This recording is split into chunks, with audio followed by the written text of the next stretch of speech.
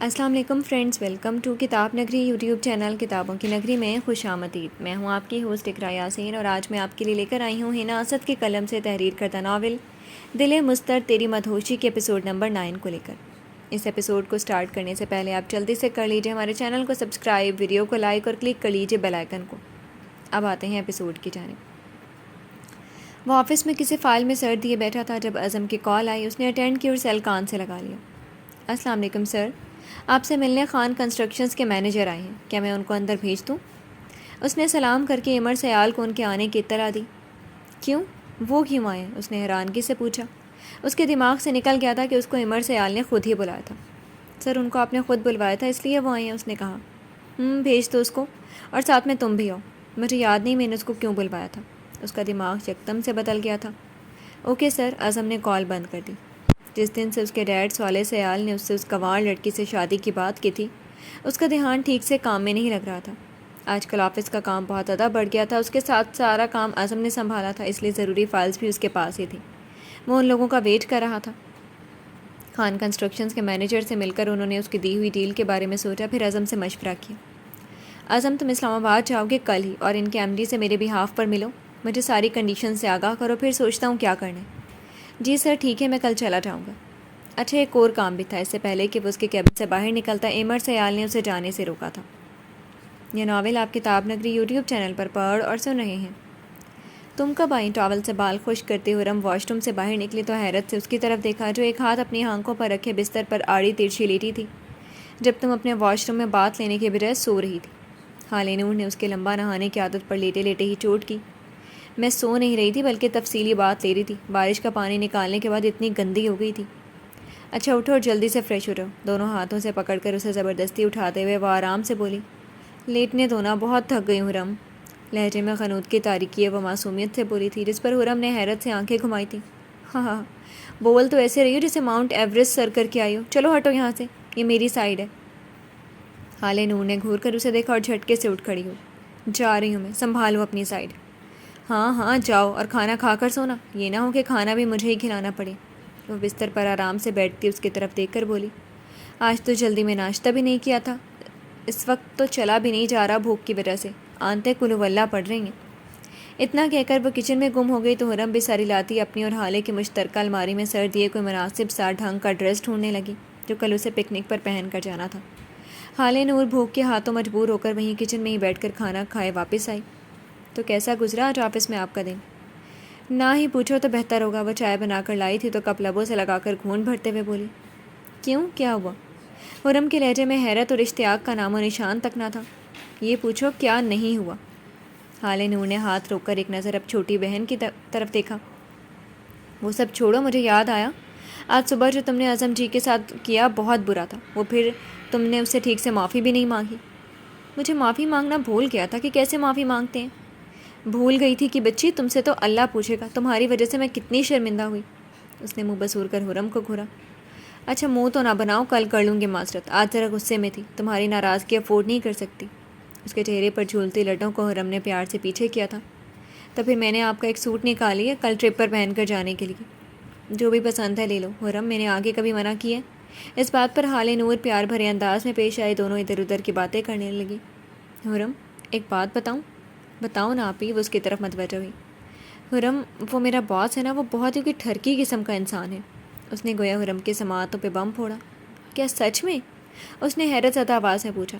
میں نے تو جہاں تک اپنے دوستوں سے سنا تھا، کیونکہ اس کے کچھ دوستوں کے بڑے بھائی سیال کنسٹرکشنز میں جاب کرتے تھے، کہ وہاں کے بوس تو بہت روڈ ہیں۔ تو پھر کیا صرف تمہیں دیکھ کر ان کی ٹھرکی پن کی رگ پھڑکی ہے؟ وہ شرارت آمیز انداز میں بولی۔ آئی ایم سیریس حرم۔ وہ پیشانی پر شکنوں کا جال بچھا کر کٹیلی نظروں سے اسے گھورتے ہوئے بولی۔ اچھا بتائیں نا آگے، اب میں سنجیدہ ہوں۔ اس نے مجھے ٹچ کیا حرم، وہ نظریں جھکائے آہستگی سے بولی۔ کیا کہا اس نے؟ تمہیں تھاما تھا؟ مطلب اس نے تمہیں اپنی باہوں کے گھیرے میں لیا تھا؟ مطلب اپنے مضبوط کثرتی باہوں کے گھیرے میں؟ سیال کنسٹرکشن کے دی گریٹ مالک نے تمہیں ٹچ کیا تھا؟ واو، کتنی لکی ہو تم خالہ نور۔ بائی دا وے، کتنی دیر تک تم اس کی باہوں کے گھیرے میں رہی تھی؟ اس کی بیتو کی باتوں پر خالہ نور نے اسے عجیب سی نظروں سے گھورا تھا۔ پاگل تو نہیں ہو گئی ہو تم؟ وہ کوئی گریٹ وریٹ نہیں ہے، وہ انتہائی درجے کا بدتمیز انسان نہیں ہے۔ اس نے مجھے اپنی باہوں میں نہیں لیا، اس نے مجھے… خالہ نور شرمندگی کے باعث زمین میں گرنے لگی۔ اپنی بہن کو کیسے بتاتی اس کی بیہودہ حرکتیں؟ کیا ہوا بتاؤ نا، رک کیوں گئی؟ تمہارے بتانے والی بات نہیں، ابھی بچی ہو تم، وہ پہلو چھڑانے لگی۔ اب اتنی بھی بچی نہیں، 18 کی ہو گئی ہوں۔ حال نور، اگر وہ تمہیں پسند کرتا ہے تو کیا ہوا، کر لو اس سے شادی، ہم بھی امیر ہو جائیں گے اور اس منحوس گھر سے چھٹکارا مل جائے گا۔ حرم تم نہیں جانتی وہ کیسا انسان ہے، نہ جانے کتنی لڑکیوں کو وہ استعمال کر کے پھینک چکا ہوگا۔ جتنے رئیس زادے ہوتے ہیں نا، باہر سے صرف سخت اور لاپرواہ دکھنے کا ناٹک کرتے ہیں، اندر سے سب ایک ہی فطرت کے مالک ہوتے ہیں، لڑکیوں کو ٹیشو پیپر کی طرح یوز کر کے پھینک دیتے ہیں۔ یہی ہے ان کی سو کالڈ امیری۔ اس کے لہجے میں بیزاری تھی۔ ایسی بات نہیں ہے، تم نے ابھی انہیں اچھے سے جانا نہیں، بہت جلد رائے قائم کر دی اس کے بارے میں۔ مجھے تو بہت اچھا لگ رہا ہے سب سن کر۔ بول تو ایسے رہی ہے جسے تمہارا اور اس کا بچپن ساتھ گزرے، بچکانہ باتیں مت کرو، اس افسانوی دنیا سے باہر نکل آؤ۔ اسے اپنی بہن کا عمر سیال کے حق میں بولنا ذرا بھی نہ بھایا۔ کاش کہ وہ میرا بچپن کا دوست ہوتا تو۔ اپنے دل پر ہاتھ رکھ کر وہ محض اسے چڑھانے کے لیے بولی تھی۔ Very funny. فی الحال تو تمہارے بچپن کی دوست اور بہن بلکہ سب کچھ صرف اور صرف میں ہوں، اور اس بدتمیز کو میری جگہ پر رکھنے کی کوشش بھی نہ کرنا، ورنہ میں تم سے اپنا ڈریس واپس لے لوں گی، پھر مانگ لینا اس امیر زادے سے اپنے لیے 3 پیس۔ اس نے انگلی اٹھا کر اسے وارن کیا۔ اچھا میری بہن، معاف کر دی۔ اس نے ہنستے ہوئے اپنے دونوں ہاتھ اس کے آگے جوڑے تو وہ بھی دھیرے سے مسکرا دی۔ یہ ناول آپ کتاب نگری یوٹیوب چینل پر پڑھ اور سن رہے ہیں۔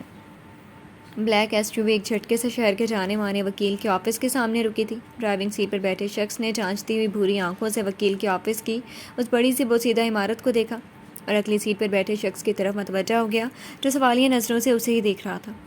اور کچھ؟ کیا اور کچھ؟ اب اس شخص کی سارے جائیداد کی پوری ڈیٹیلز پر بھی لا کر دوں کیا؟ وہ جیسے بھرا بیٹھا تھا۔ لانے میں کیا قباحت ہے؟ وہ بھی اسی کے انداز سے لطف اندوز ہو رہا تھا۔ ایکسکیوز می مسٹر سارنگ، میں ایک جانی مانی ہستی کا ناکارہ سا بھائی ہوں جو نہ چاہتے ہوئے بھی کبھی کبھی جاسوس کا رول پلے کرنے پر مجبور ہو جاتا ہے، صرف اور صرف تمہاری دھمکیوں کی وجہ سے۔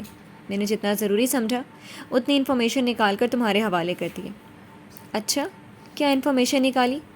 یہی کہ تمہارا کام آسان ہو گیا، میں نے وہ کلو اس کے پیپرز میں ایڈ کر دیے۔ وہ مزے سے بولا۔ دیکھ لینا، مجھے اس معاملے میں ذرا سی بھی کوتاہی نہیں چاہیے، مگر پھر بھی اس کی مینٹلی کنڈیشن سے فائدہ اٹھاؤ، اسے مینٹلی بلیک میل کرو اور اس کی بیٹی کو حاصل کرو۔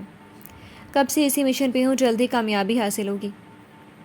تو آپ چاہتے ہیں کہ میں ایک سوالی بن کر اس شخص سے وہ چیز طلب کروں جس کے تن پہ میں پہلے سے ہی اپنی مہر لگا چکا ہوں؟ اس نے بھویں اچکائیں۔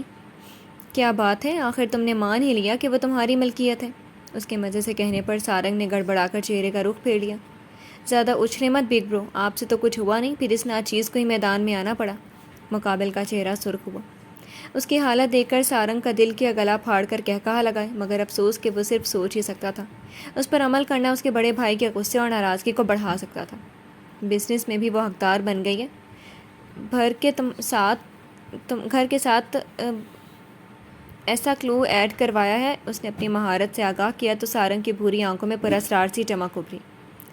یہ ناول آپ کتاب نگری یوٹیوب چینل پر پڑھ اور سن رہے ہیں۔ آ گئے تم؟ کہاں ہوتے ہو تم دن بھر؟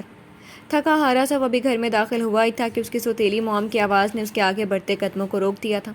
اس کے دل میں ان کے لیے چاہے جتنی بھی نفرت رہی ہو، لیکن وہ ان کی عزت کرتا تھا، ان سے جڑے رشتوں کی عزت کرتا تھا۔ ڈونٹ وری موم، کلب اور پارٹیز میں نہیں جاتا، آفس سے سیدھا آ رہا ہوں۔ نہ چاہتے ہوئے بھی اس کا لہجہ تلخ ہوا تھا۔ اس نے آنکھیں میچ کر اپنے لہجے کی کڑواہٹ کو اپنے اندر ہی اتارنے کی کوشش کی تھی۔ کبھی میرے آفس کا بھی چکر لگا لیا کرو، اسے بھی تمہاری ضرورت ہے۔ وہ دھیرے دھیرے چلتی اس کی طرف آئی تھی۔ اسے میری ضرورت نہیں ہے اور نہ ہی مجھے اس کی، آپ ہیں نا اسے خود سنبھالنے کے لیے۔ ہمیشہ ایسا ہی ہوتا تھا، وہ جب بھی معاملات کو سدھارنے کی کوشش کرتا وہ اور بھی کر جاتے۔ کیسی باتیں کر رہے ہو عمر، آخر میں بھی تمہاری موم ہی ہوں، اس حساب سے تمہارا بھی اتنا ہی حق بنتا ہے میری چیزوں پر۔ آپ کی چیزیں آپ کو مبارک، مجھ سے دور رہا کریں۔ اس کی آخری بات پر انہوں نے اس کو تند نگاہوں سے گھورا۔ میرے بیٹے ہونے کے لحاظ سے تمہارا فرض بنتا ہے کہ تم میرے آفس کے معاملات کو بھی دیکھو۔ میں نے کہا نا موم، میرا آپ کے مرحوم شوہر کے آفس سے اور اس کے معاملات سے کوئی لینا دینا نہیں۔ اور رہی بات بیٹا ہونے کی، تو اپنا بیٹا ہونے کے فرض میں بخوبی نبھا رہا ہوں۔ ارے بھائی، آپ کب آئے؟ اپنی چھوٹی بہن نینا کی آواز پر اس نے گردن موڑ کر کچن کی طرف دیکھا جہاں وہ ہاتھ میں فرائز لیے اس کی طرف بڑھ رہی تھی۔ بس ابھی آیا۔ تم کب آئی اور داؤد کہاں ہے؟ وہ اب مکمل طور پر اس کی طرف متوجہ ہو گیا تھا۔ بس ابھی آیا، تم کب آئی اور داؤد کہاں ہے؟ وہ اب مکمل طور پر اس کی طرف متوجہ ہو گیا تھا۔ دوپہر کی آئی ہوئی ہوں، جب موم کی واپسی کا پتہ چلا کہ وہ اپنے بزنس ڈیل سے فارغ ہو کر ملائیشیا سے واپس آ گئی ہیں تو میں ان سے ملنے آ گئی، اور داؤد آپ کے کمرے میں ہی ہے، جب سے آیا ماموں کی رٹ لگائے ہوئے، اس لیے میں اسے آپ کے کمرے میں چھوڑ آئی۔ وہ آپ کو سرپرائز دینا چاہتا تھا۔ وہ مسکراتے ہوئے اپنی چھوٹی بہن کی بات سن رہا تھا۔ بے شک وہ نفیسہ بیگم کو پسند نہیں کرتا تھا، مگر نینا کو بالکل اپنی سگی بہنوں کی طرح پیار کرتا تھا۔ ان بہن بھائی کے پیار کو دیکھ کر سب یہی سمجھتے تھے کہ وہ دونوں سگے بہن بھائی ہیں۔ نہ تو کبھی ایمر نے ظاہر ہونے دیا تھا کہ نینا اس کی سوتیلی بہن ہے، اور نہ کبھی نینا نے، حالانکہ نینا نفیسہ بیگم کے پہلے شوہر کی اولاد تھی۔ صالح سیال نے اپنی پہلی بیوی کی وفات کے بعد نفیسہ بیگم سے دوسری شادی کر لی تھی۔ نفیسہ بیگم ایک بزنس وومن تھی جو اپنے مرحوم شوہر کا بزنس سنبھال رہی تھی۔ صالح سیال نے انہیں پرپوز کیا اور یوں نفیسہ بیگم ان کی زندگی میں آ گئی۔ ایمر ان کی عزت ضرور کرتا تھا، مگر انہیں کبھی اپنی ماں کا رتبہ نہیں دے پایا تھا، مگر چھوٹی سی نینا کو اس نے اپنی بہن کے طور پر قبول کر لیا تھا۔ اس کی ہر چھوٹی بڑی خواہش کا خیال کرتا تھا۔ کمرے کے دروازے پر کھڑے ہو کر ایمر نے حیرت سے اندر کا حال دیکھا، جہاں کوئی بھی چیز اپنے ٹھکانے پر نہیں تھی۔ بیڈ شیٹ بیڈ سے لٹک رہی تھی، پرفیومز کی بوتل کھلی پڑی تھی، سائڈ لیمپ زمین پر اوندھا پڑا تھا۔ وہ ایمر کی رائٹنگ ٹیبل پر بیٹھا اس کی ہی ڈائری پر کارٹونز بنانے میں مشغول تھا۔ ارے داؤد، یہ کیا حالت کر دی روم کی تم نے؟ اپنی ماں کی آواز پر اس نے سر اٹھا کر مصروف سے انداز میں اپنی ماں کی طرف دیکھا، اور اگلے ہی پل خوشی سے چھلانگ مارتا ایمر سیال کی طرف دوڑ پڑا، جو حیرت اور بے یقینی کے ساتھ ساتھ محظوظ ہوتا کبھی اسے تو کبھی اپنے بدحال کمرے کو دیکھ رہا تھا۔ ماموں! وہ خوشی سے چہکتے ہوئے اس کے کھلے ہوئے بازوؤں میں جا سمایا۔ ایمر سیال نے اسے گود میں اٹھا کر اس کے پھولے ہوئے گالوں کو چوما۔ ماموں، میں نے آپ کی پینٹنگ بنائی ہے، لاؤ دکھاؤ ذرا ہماری پینٹنگ۔ اس نے رائٹنگ ٹیبل پر موجود ڈائری اٹھا کر دیکھی تو اپنی تصویر کو دیکھ کر خود ہی قہقہہ لگا کر ہنس پڑا۔ دیکھ لیا نا بھائی، کتنا شرارتی ہو گیا۔ نینا بیڈ شیٹ درست کرتے ہوئے بولی، مجھے تو لگتا ہے اس نے یہ اپنے بابا کی تصویر بنائی ہے، اتنا خوش شکل تو فہد ہے۔ کیوں بھائی، ٹھیک کہا نا میں نے؟ اسے یوں ہی گود میں اٹھائے وہ اب اسے ہلکے ہاتھوں سے گدگدا بھی رہا تھا۔ اسے یوں ہنستا دیکھ کر کوئی نہیں کہہ سکتا تھا کہ یہ وہی ایمر سیال ہے جس سے پوری دنیا خوفزدہ رہتی تھی، جو باہری دنیا کے لوگوں کے لیے کسی معمے سے کم نہ تھا۔ جی تو فرینڈز، کیسے لگے آپ کو آج کے ایپیسوڈ؟ کمنٹ سیکشن میں ضرور بتائیے گا۔ پھر حاضر ہوں گے ناول کی نیکسٹ ایپیسوڈ کے ساتھ۔ اب تک کے لیے اجازت دیجیے، شکریہ، اللہ